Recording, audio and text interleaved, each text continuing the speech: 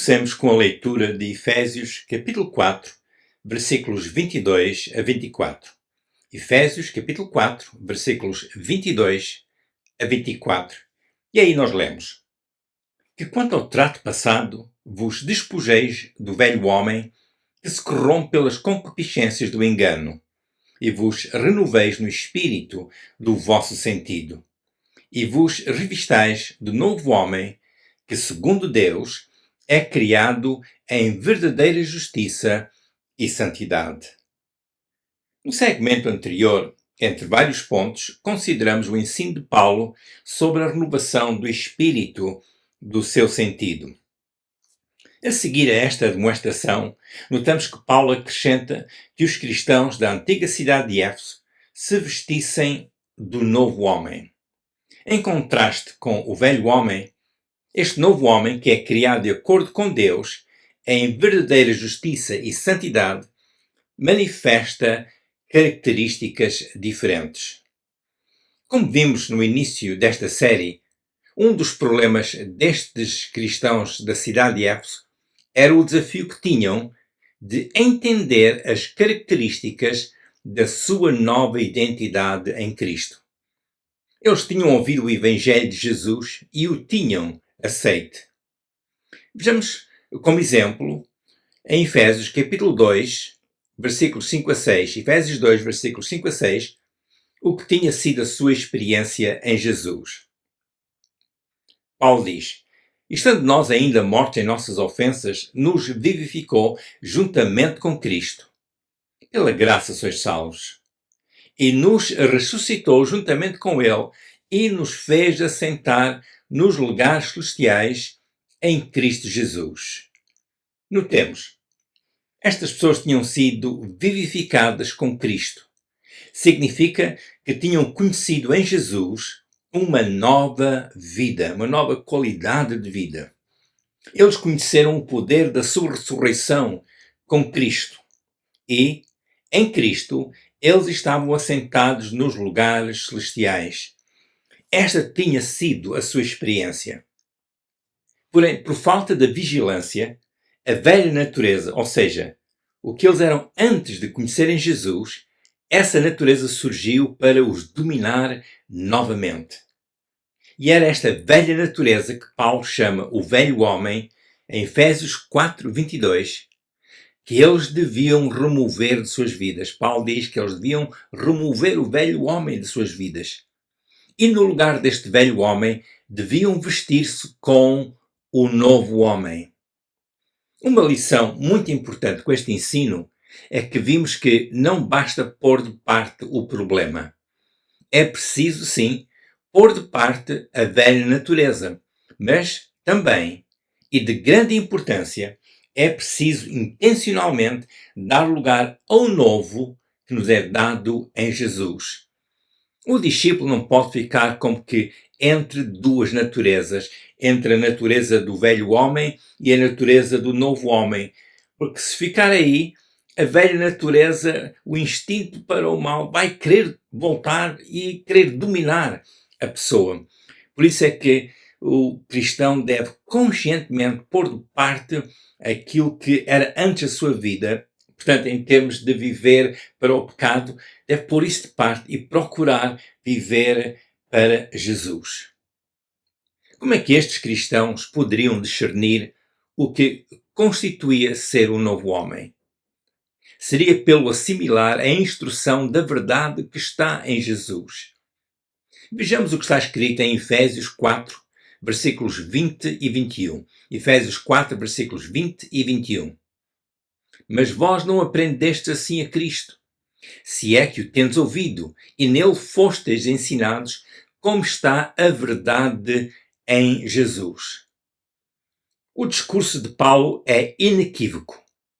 Ele declarou de forma bem clara que eles tinham aprendido acerca de uma certa forma de viver. Esta forma de viver era de acordo com o que Jesus ensinou e fez. O apóstolo Paulo fez o contraste entre o novo homem e o que eles eram antes, dizendo que eles não eram mais como os gentios. Os gentios que são referidos nos versículos anteriores, Efésios capítulo 4, versículos 17 a 19, esses gentios tinham uma qualidade de vida que era manifestamente separada de Deus. Esta sua vida anterior, como o texto nos indica, tinha sido marcada pela ignorância e dureza do coração.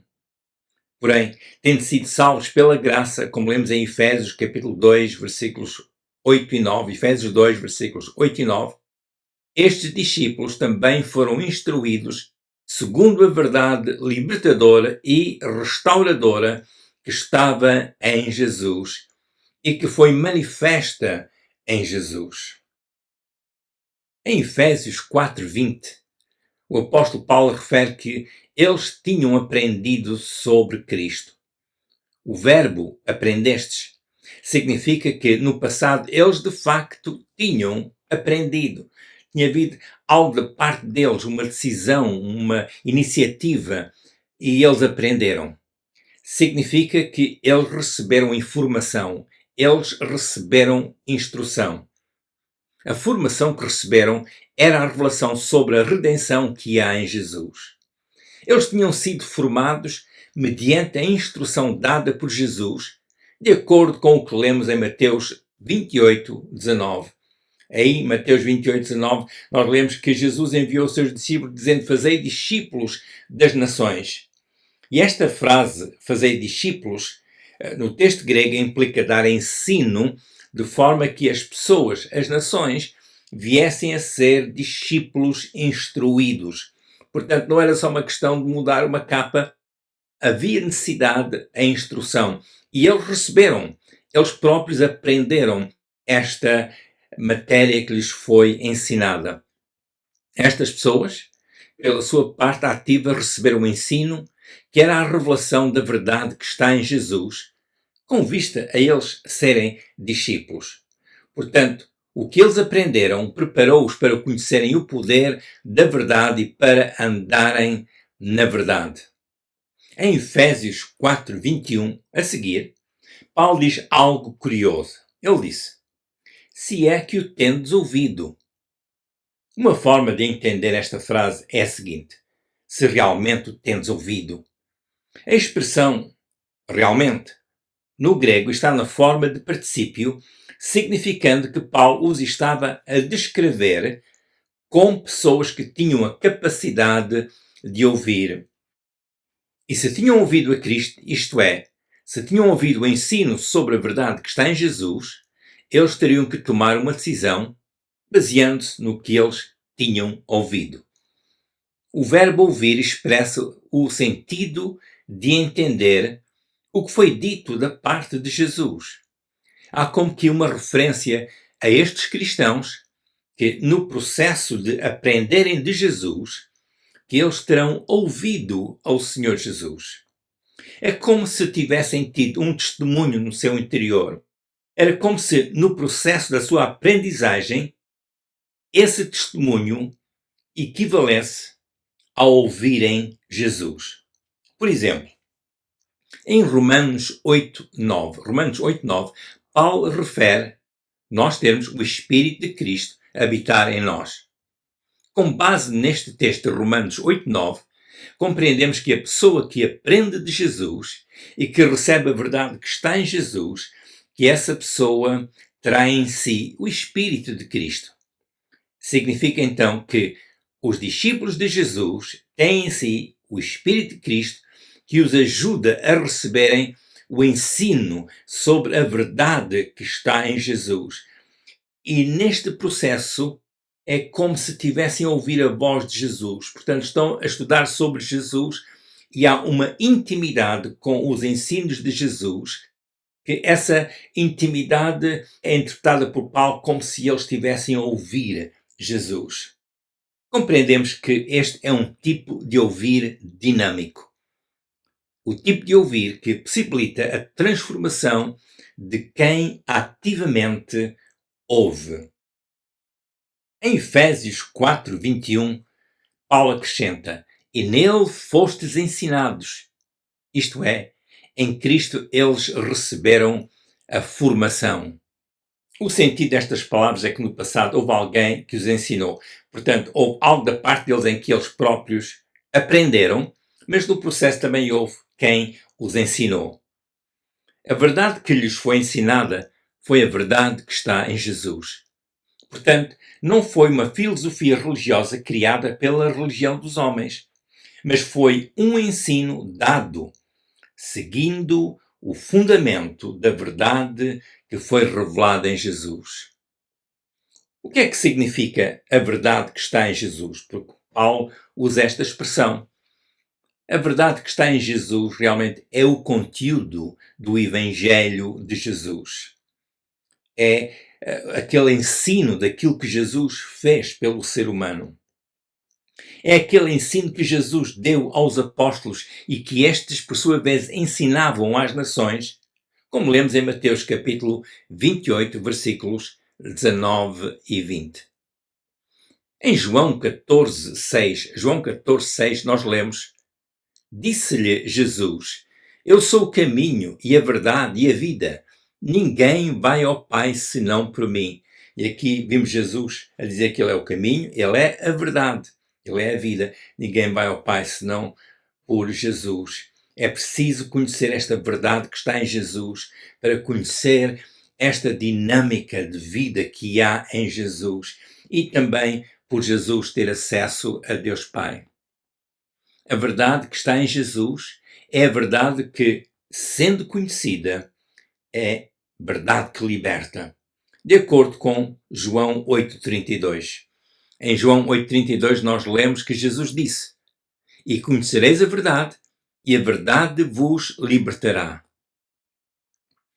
Com o espírito do seu entendimento renovado pela verdade que está em Jesus, estes cristãos da cidade de Éfeso teriam o seu discernimento melhor aguçado.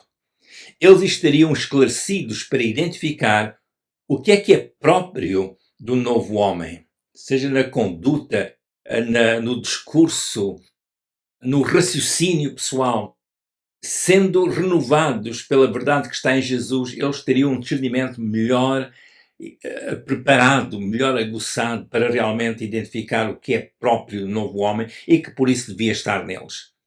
Paulo não queria que eles copiassem a semelhança do novo homem, como se tivessem a adotar uma cultura com os seus respectivos hábitos. Não. Ele queria que eles entendessem o que é que significa ser novo homem e então que apropriassem para eles mesmos estas mesmas verdades. São verdades que estão em Jesus, mas são verdades que nos são reveladas para nosso benefício, para as abraçarmos, para as conhecermos, para as vivermos. É verdade que deve residir nos discípulos de Jesus. Isto diz-me que, para que o pecador possa deixar para trás o velho homem e revestir-se com o novo, é necessário que o seu espírito, que o seu entendimento realmente seja transformado, mediante o que aprendeu, mediante a instrução que lhe foi dada. O que a pessoa ouviu e o ensino que ativamente recebeu, essa formação capacita o discípulo a identificar o que é o novo homem e a vestir-se com essas realidades. O fundamento para esta transformação é a verdade que está em Jesus. Quando Paulo diz para se vestirem com o novo homem, ele está a dizer que estes cristãos deveriam fazer o que aprenderam em Jesus e seria para a sua orientação. Ele está a dizer que estes crentes deveriam apropriar o que na realidade já eram em Jesus. Reparemos que eles próprios tinham que fazer algo. É curioso que o vocabulário que Paulo usa, ele disse revestivos do novo homem, Efésios 4:24, é no sentido de a própria pessoa vestir-se com uma certa vestimenta. Implica o discípulo identificar a natureza dessa mesma vestimenta e vestir-se com a mesma, vesti-la, pô-la sobre si. O que esta metáfora nos mostra é que, como a pessoa, sabendo com que está vestida, assim também a sua qualidade de vida. Portanto, conforme a pessoa se veste do ensino dado por Jesus, portanto, põe sobre a sua vida, assim também é a sua conduta, assim é a sua qualidade de vida, assim é como vive. O que está implícito neste texto é que a qualidade de vida do discípulo é a vida que, pelo facto de estar a viver, o próprio discípulo passa a ser uma testemunha dessa mesma vida que existe em Jesus. Por estar a participar dessa vida, o discípulo torna-se uma testemunha dessa mesma vida. Esta vida expressa a verdade que o próprio discípulo aprendeu de Cristo. É curioso que este aspecto de vestir o novo homem tem a ver com o que é visível e que pode ser testemunhado. Portanto, a pessoa ao vestir-se com o novo homem assume uma certa semelhança que é segundo a criação de Deus. Significa que, estando vestido com o novo homem, o discípulo fica mesmo parecido com Cristo, de quem aprendeu a verdade. De acordo com Romanos 1,16, a revelação do poder de Deus está presente no Evangelho de Jesus. Em Romanos 1,16, Paulo diz que o Evangelho é o poder de Deus para a salvação de todo aquele que nele crê. Portanto, pela instrução que é dada do Evangelho e pelo poder de Deus, com que o Evangelho está impregnado, a pessoa é renovada no seu pensamento, no seu sentir, no padrão da sua conduta e no seu sentido de destino. A verdade que está em Jesus é também o ensino, o qual, sendo recebido, capacita a pessoa para que possa andar na nova vida que Deus destinou para a pessoa que crê. A pessoa que é transformada pela verdade que está em Jesus, essa pessoa pode discernir o que é próprio do novo homem e aplicar-se aos princípios de vida que regem o novo homem. Deus tem um destino para a pessoa que aprende a verdade que está em Jesus. A parte humana é apropriar o que é dado em Jesus, aquilo que é dado ao ser humano vindo da parte de Jesus. Como referi no início deste segmento, havia uma crise de identidade nestes cristãos da antiga cidade de Éfeso. Paulo, como seu mentor, deu-lhes instruções sobre como deviam proceder, tendo em vista a forma de eles viverem o cristianismo. Esta vivência seria a reflexão real de que eles realmente já eram pessoas salvas em Jesus.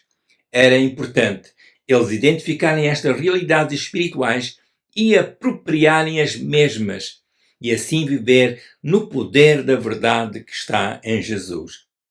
Este ponto é importante. Paulo escreve a estas pessoas como pessoas já salvas em Jesus, mas havia a necessidade deles apropriarem os ensinos de Jesus e crescerem, porque se não fizessem isso, então a velha natureza ia encontrar neles a oportunidade de começar a influenciar o seu pensamento e a sua conduta, e isso é que não era bom. No próximo segmento, iremos refletir sobre a origem deste novo homem e as suas qualidades, e que Paulo refere em Efésios 4:24. E estas são qualidades muito valiosas. Vamos entrar mais fundo no significado deste versículo e certamente iremos encontrar ali mais edificação para as nossas almas, mais edificação, um fortalecimento espiritual que vem a nós.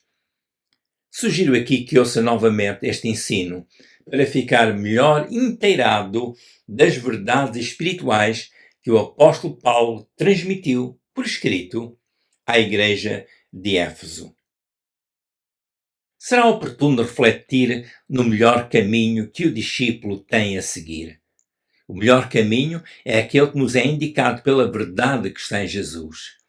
Notemos que Paulo não só comentou sobre a qualidade de vida que era própria deste caminho, ele foi mais além e encorajou aquelas pessoas a apropriarem o que lhes foi ensinado. Isto diz-nos que ser discípulo de Jesus é muito mais do que ter algum conhecimento do Evangelho de Jesus ou do que ter o rótulo de cristão.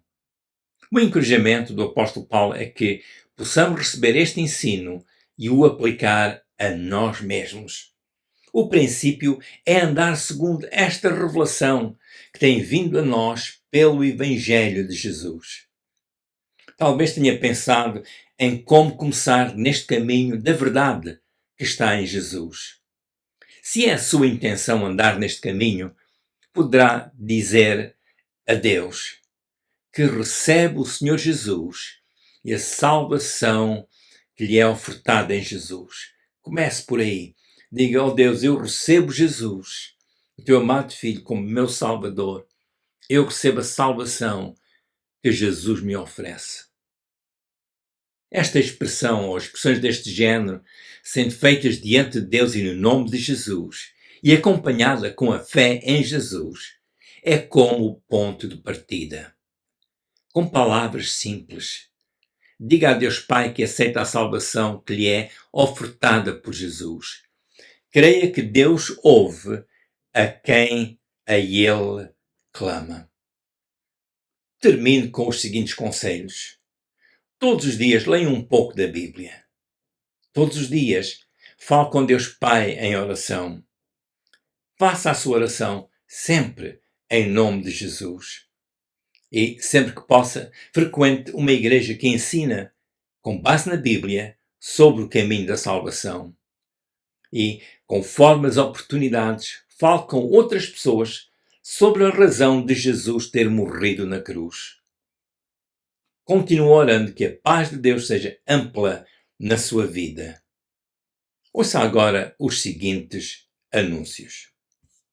Para mais informação sobre estes assuntos bíblicos, entre em contato comigo usando o e-mail exposto ao longo do vídeo e também nesta janela informativa.